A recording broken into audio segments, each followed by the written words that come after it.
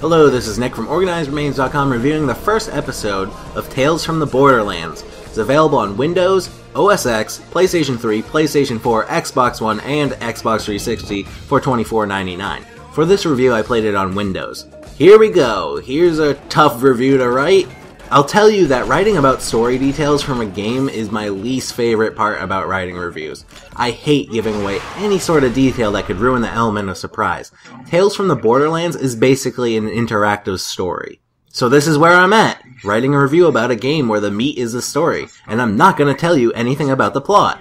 I will tell you my thoughts on the story though, but first let me tell you that I love the Borderlands series, especially the story part of the series. I was a little worried in the beginning of playing Tales from the Borderlands because it started out slow. The more I played though, the more I got into the story. I grew into the characters and started loving every second of it. The end of the first episode was very exciting and the characters were great to watch. I know Telltale episodic games usually have a 2-hour gameplay per episode. When I got to the hour and 45-minute range, I started thinking, uh-oh, I'm really digging this, and now I'm gonna have to wait for the next episode to come out. I should tell you that this game is not just a story. There's moving around, quick time events, and dialogue choices to it too, but yeah, it's mostly story. I mentioned I liked watching the characters, but I also liked being the characters. There's dialogue choices you can make throughout the game with a limited time to decide what to say. I love that it makes me rush through the dialogue options, and of course the blank will remember that. Text will pop up at the top after saying something important. At the end of the episode, it shows you how your dialogue choices compared to everyone else that has been playing. I'll show you my stats, but block out the words that have plot with stretched out images of Mr. Breaded Chicken's avatar. I love looking at these stats. It makes a single player game feel social at the end.